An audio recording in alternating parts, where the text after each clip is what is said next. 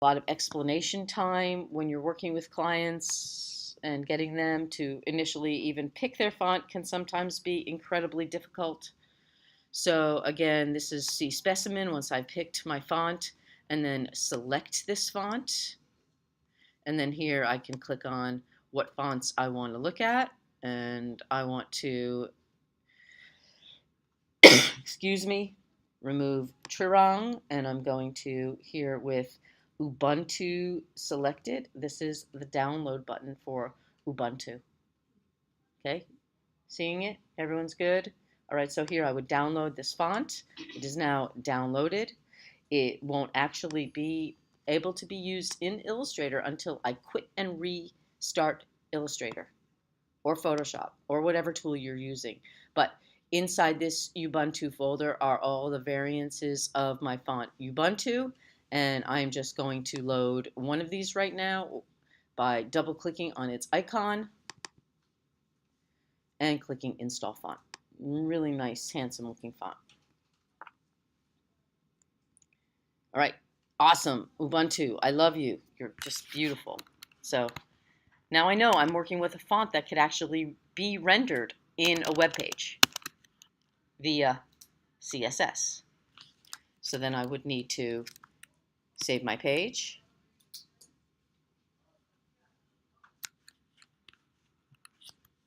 quit Illustrator, clear clipboard, relaunch Illustrator,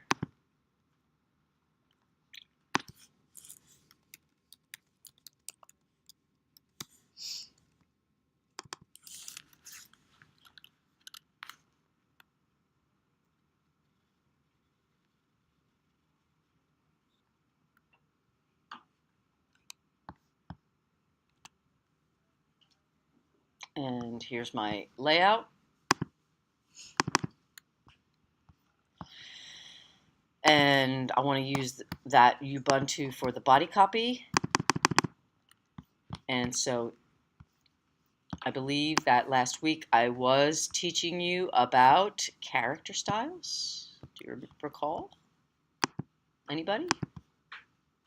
Remember we were doing this? Yeah?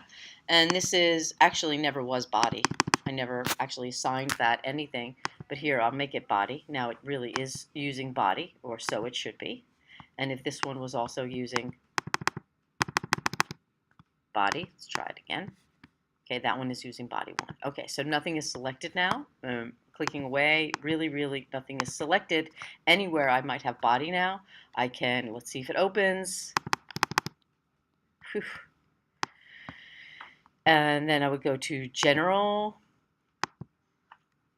Basic Character Fonts, and here I would find that Ubuntu, and there it is, Ubuntu Medium, and it resets my fonts everywhere I've used it in this page for body. Done. Okay. That's beneficial because, again, if you're actually going to design this and turn it into a real thing, you will want it to be really easy to make changes to your content. All right, my background color is already a light gray. I'm going to press I for eyedropper, and I'm going to choose a blue here from this painting, or rather elsewhere. So you can sample inside your document to pull color. All right, so I'm going to pull it back to this kind of odd pinky color.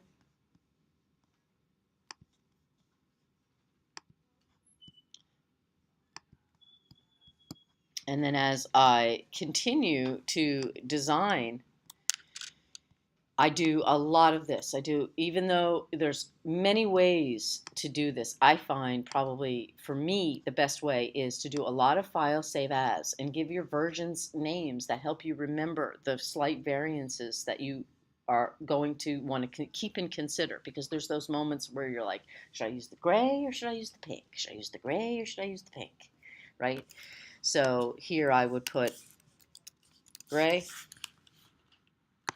and that is my gray version. In terms of blocks of elements, if you are going to be sizing things, Specifically, if I have more than one rectangle here, I'm going to move this footer down and copy this content and resize it. And Command D. Now I have 3 of them. I'm going to select all 3 and scale them across, being aware of where I've already set my margins. Right, I do not really want to exceed those widths.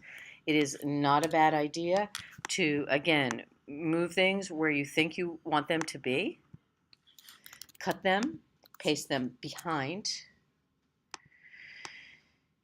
select your rectangle that you're going to be pasting into, use the appearance panel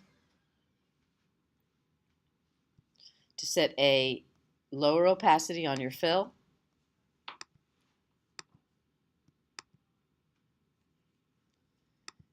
and then make the changes to the sizes of your elements in place by looking, scaling. I want to scale it from this corner. I want this to be larger. Okay, then bring back your opacity. Come on, baby. Okay, 100. This new Illustrator does not like selecting when I'm clicking on these. Bad and wrong, no biscuit. Let's try it again. Open. Really? It's telling me it's at 100. It's not 100. All right, so it's just being bad. So here's what I'm going to do. I'm going to just duplicate this shape right on top of that one. Cut it, select this one, delete it, paste in front, select these both.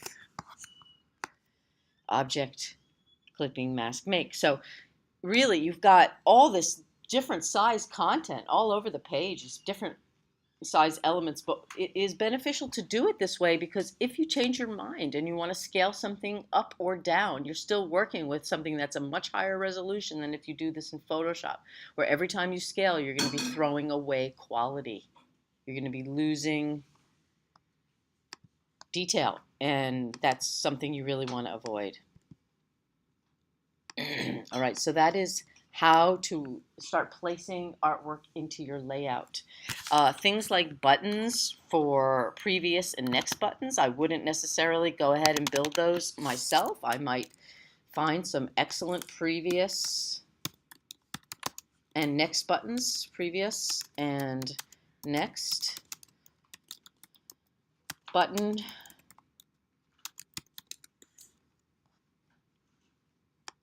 clip art. And you might want to even search Creative Commons for free content, CC search, which we've talked about many a time. So CC search, and then Google Images, and then previous button. And start with something as opposed to making it on your own. You know, you may not want to do that. Okay, so it is now 9:15.